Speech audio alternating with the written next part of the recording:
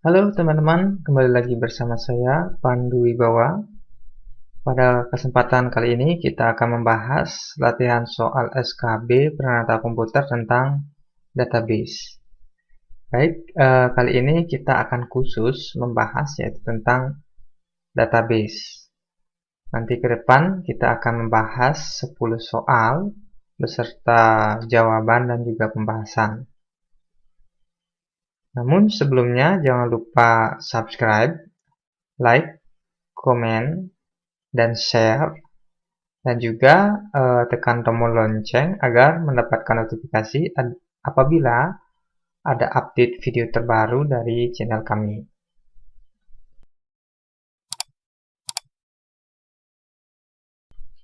Baik, langsung saja kita mulai dari soal nomor 1. Perintah untuk membuat database pasien adalah A. Create data pasien, titik koma. B. Create database pasien, titik koma. C. Create tabel pasien, titik koma. D. Create pasien, titik koma. Atau E. Create bintang pasien, titik koma. Jawabannya adalah B. Create database pasien, titik koma.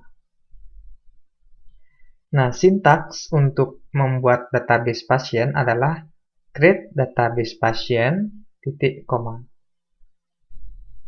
Kita lanjut ke nomor 2. Perhatikan tabel barang berikut. Perintah untuk membuat tabel barang di atas adalah A. Create tabel barang, ID barang char 5, nama barang varchar 50, harga float, titik koma. B. Create tabel barang char 5, ID barang, varchar 50, nama barang, float harga, titik koma. C. Create tabel barang char 5, ID barang, varchar 50, nama barang, float harga, titik koma. D. Create tabel barang ID barang char 5, nama barang varchar 50, harga float, titik koma. E. Create tabel barang ID barang char 5, nama barang varchar 50, harga float, titik koma.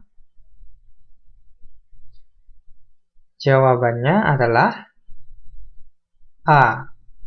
Create tabel barang, kurung buka, ID barang, char 5, nama barang varchar 50, harga float, kurung tutup, titik koma. Nah, sintak untuk membuat tabel barang yaitu create tabel barang, di mana ID barang itu berupa char, panjangnya 5, nama barang tipenya varchar 50, harga tipe datanya float, dan diakhiri dengan kurung tutup, titik koma. Kita lanjut ke nomor 3. Perintah untuk menghapus tabel barang adalah A. Drop from barang, B. Drop bintang from barang, C. Drop tabel barang, D. Drop bintang barang, E. Drop tabel barang. Jawabannya adalah C. Drop tabel barang. Untuk menghapus suatu tabel dapat menggunakan perintah drop tabel. Baik, kita lanjut ke nomor 4. Perintah untuk membuat kolom Nix sebagai primary key pada tabel penduduk adalah A. Alter tabel penduduk, add primary key, Nix, titik koma. B. Alter tabel penduduk, add primary key dalam kurung Nix, titik koma. C. Alter tabel from penduduk, add primary key dalam kurung nick titik koma. D. Alter tabel from penduduk, add primary key nick titik koma. E. Alter tabel penduduk primary key dalam kurung nick titik koma. Jawabannya adalah B. Alter tabel penduduk, add primary key dalam kurung nick titik koma. Nah, adapun sintak untuk menambahkan primary key yaitu alter tabel, tabel name, kemudian add primary key dengan dalam kurung kolom name atau nama kolomnya dan diakhiri dengan titik koma. Kita lanjut ke nomor 5. Perintah untuk menghapus kolom nick sebagai primary key pada tabel penduduk adalah A. Alter tabel penduduk, drop primary key nick titik koma. B. Alter tabel penduduk, drop primary key dalam kurung nick titik koma. C. Alter tabel from penduduk, drop primary key dalam kurung nick titik koma. D. Alter tabel penduduk, drop primary key titik koma. E. Alter tabel drop primary key nick titik koma. Jawabannya adalah D. Alter tabel penduduk, drop primary key titik koma. Nah, perintah untuk menghapus suatu kolom sebagai primary key yaitu alter tabel, tabel name, kemudian drop primary key, dan diakhiri dengan titik koma. Kita lanjut ke nomor 6. Yang bukan termasuk data controlling with atau DCL adalah A. Grant, B. Revoke, C. Commit, D. Rollback, E. Update. Jawabannya adalah E. Update. Nah, terdapat beberapa perintah DCL atau Data Controlling With, yaitu yang pertama adalah grant, dipakai untuk memberikan izin kepada user untuk mengakses database. Kemudian revoke, dipakai untuk membatalkan izin user untuk mengakses database. Kemudian commit, dipakai untuk menetapkan penyimpanan pada database. Dan rollback, dipakai untuk membatalkan penyimpanan pada database. Kita lanjut ke nomor 7. Yang termasuk data manipulation language atau DML adalah A. Grant, B. Insert, C. Drop, D. Alter, E. Commit. Jawabannya adalah B. Insert. Nah, terdapat beberapa perintah DML atau Data Manipulation Language. Di antaranya yaitu insert, dipakai untuk memasukkan data ke dalam tabel pada database. Kemudian update, dipakai untuk mengubah data yang ada di dalam tabel pada database. Dan delete, dipakai untuk menghapus data dalam tabel pada database. Kita lanjut ke nomor 8. Yang termasuk data definition language atau DDL adalah A. Grant, B. Insert, C. Update, D. Create, E. Delete. Jawabannya adalah D.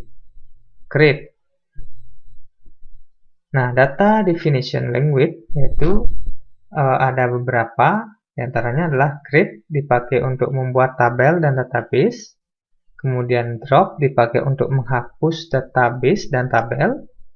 Alter, dipakai untuk mengubah struktur tabel yang sudah ada. Atau dapat mengganti field menggunakan perintah change, menambahkan field menggunakan perintah add, atau menghapus field menggunakan perintah drop, dan merubah nama menggunakan perintah rename. Kita lanjut ke nomor 9. Untuk melihat seluruh user yang ada di dalam MySQL Server menggunakan perintah A. Select user host from mysql.user, B. Select user and host from mysql.user, C. Select user, host mysql.user, D. Select user and host from mysql.user, E. Select user or host from mysql.user, Jawabannya adalah A. Select user, host from mysql.user, Nah, Anda dapat melihat seluruh user yang ada di dalam MySQL Server menggunakan perintah select, seperti baris perintah berikut ini. Select user, host from mysql.user, Kita lanjut ke nomor 10. Untuk melihat hak akses user dapat menggunakan perintah A. Show grant from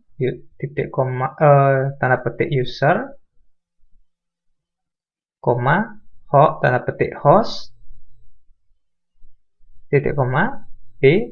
Show grant from user at host, C. Show grant from user at host tanpa titik koma, D. Show grant from user, host tanpa at titik koma, E. Show grant from user at host titik koma. Jawabannya adalah E. Show grant from user at host dan diakhiri dengan titik koma. Nah, jika sudah menemukan user yang dimaksud, Anda bisa mengecek hak akses yang saat ini berlaku untuk user tersebut menggunakan perintah grant. Nah, di mana show grant for user at host titik koma. Baik, demikian pertemuan kita pada kali ini. Semoga bermanfaat dan jangan lupa subscribe, like, comment, and share, dan juga tekan tombol lonceng agar mendapatkan notifikasi apabila ada update video terbaru dari channel kami. Terima kasih.